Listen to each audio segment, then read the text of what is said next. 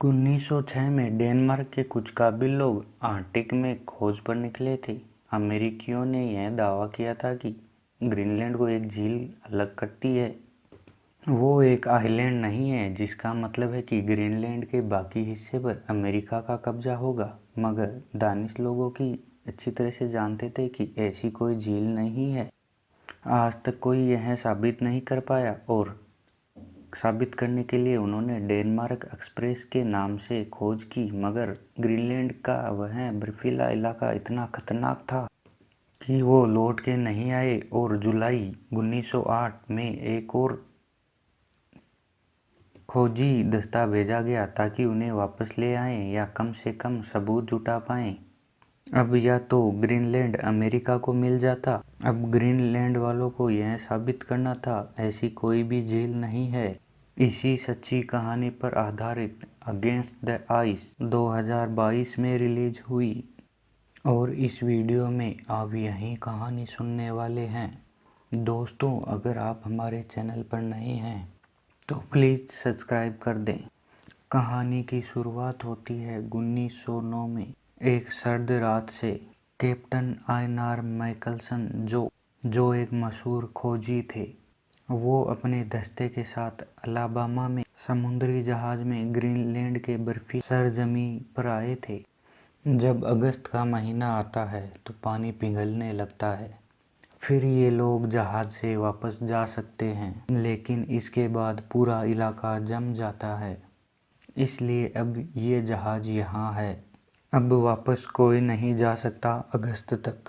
शुरुआत होती है माइकल मैकनसन, जहाँ अपने एक लंबे सफ़र से साथी के साथ लौट आते हैं।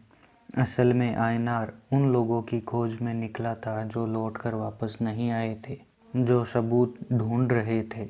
अब कैप्टन को उनमें से एक की लाश मिल चुकी थी, जिसके जेब में कुछ जानकारी थी।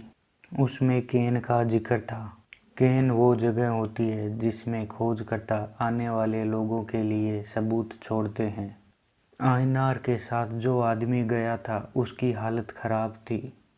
प्रोस्टोबाइट की वजह से उसकी पैर की अंगुलियों को काटनी पड़ी। आज क्रिसमस है। आयनार अपने साथियों से कहता है कि मैं एक बार फिर जाऊंगा। मुझे उस जगह को ढूंढना होगा। वो सबूत लाने होंगे, वरना अमेरिकन्स हमारी ज़मीन हड़प लेंगे। अगर हम खाली हाथ लौटे तो हमारी इस खोज का कोई फ़ायदा नहीं। उसके साथी यह बात सुनते हैं, लेकिन कोई भी जाने के लिए तैयार नहीं था। और कैप्टन आयनार को कोई साथी चाहिए था, क्योंकि आर्कटिक में खोज पर निकलना कोई खतरे से खाली नहीं।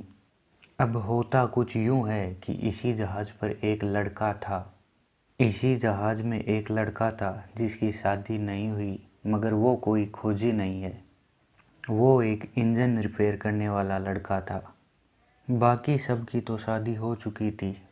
वो लोग कहते, कैप्टन के साथ तो तुम्हें जाना चाहिए था, क्योंकि बाकी सारे लोग डर रहे थे कि बर्फ़ और सर्दी का मौसम सिर्फ सुनने में अच्छा लगता है, लेकिन जब हाइपोथर्मिया की वजह से इंसान का खून जम जाए, ऐसी मौत बहुत दर्दनाक होती है।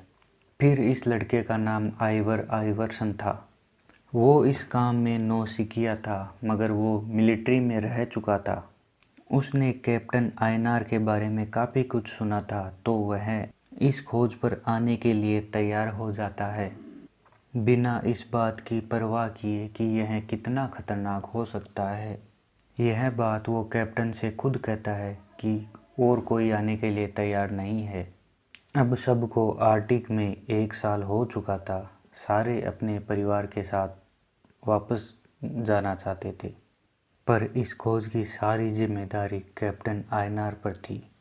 पर वो खाली हाथ नहीं लौट सकता था। कुछ दिन बाद ही कैप्टन और आइवरसन इस खोज की तैयारी करते हैं। उनके पास स्लिट डॉग थे, जिस पर खाना और ज़रूरी सामान था।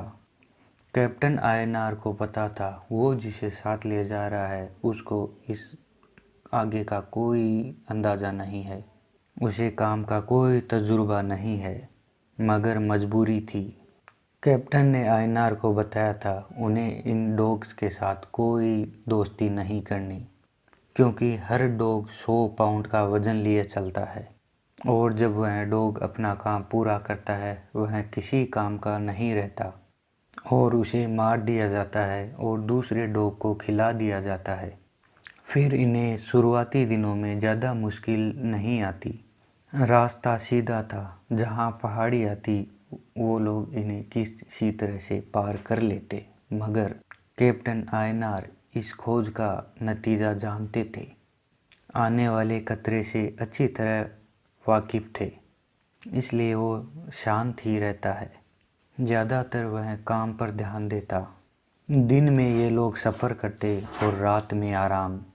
कैप्टन ने अपने बाकी साथियों को अलबामा जहाज़ पर अगस्त तक रुकने को कहा था। जब समंदर खुल जाएगा और यह लोग नहीं लौटे तो वो लोग जा सकते हैं।